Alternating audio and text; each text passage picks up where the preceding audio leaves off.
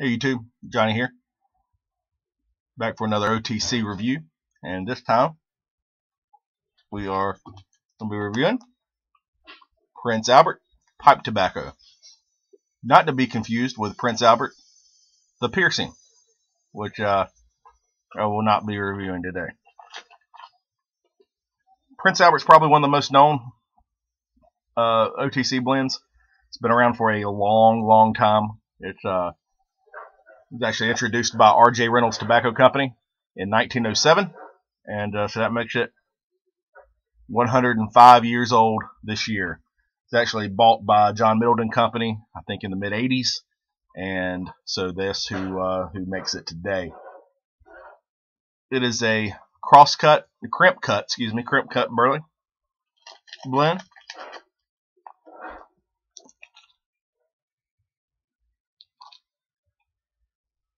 So pretty fine cut, more fine than what you'd find in most of your higher end premium tobaccos.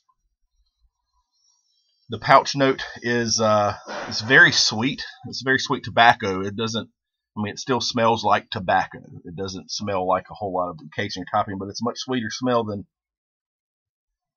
the Carter Hall. And it, again, it doesn't. I don't smell a real topping to it or whatever it is. It's still the tobacco comes through.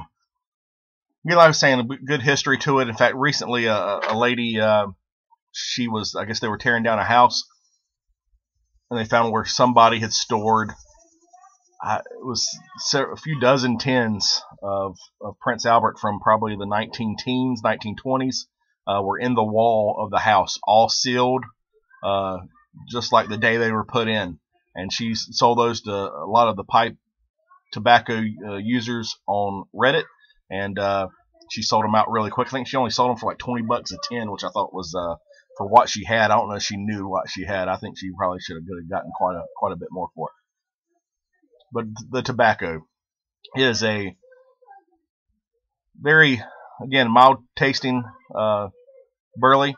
It has a little more of a bitter, just a little bit of bitterness to it, more so than the Carter Hall. And you'll hear me describe a lot of the future OTC blends that I review to Carter Hall, because I feel like that's a really baseline, very baseline thing to compare it to what I feel a over the counter should be.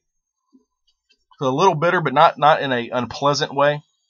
It's still a good clean smoke if you pack it light. Sip her slow, she smokes cool. If you smoke her like a freight train, it's going to smoke really hot and it's going to bite you, just like most other tobaccos.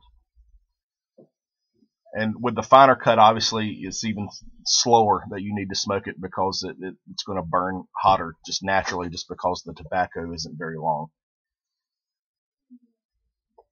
Again, good basic smoke. It's probably not something that I could see being in my everyday smoke like I could a Carter Hall for an OTC. But if I was short on funds, or I was somewhere where it was all that was available, I wouldn't hesitate to smoke this blend. It is not unpleasant in any way. It's just a very mid-level, decent tobacco.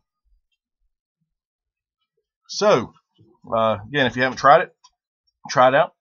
Comes in 1/2 ounce pouch, and I believe a 12 or a 14 ounce tub.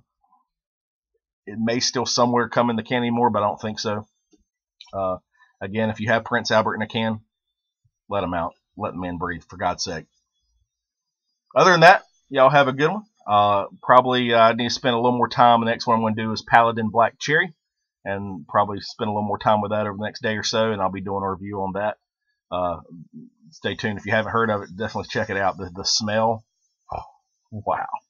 So y'all have a good one. Again, stay cool out there.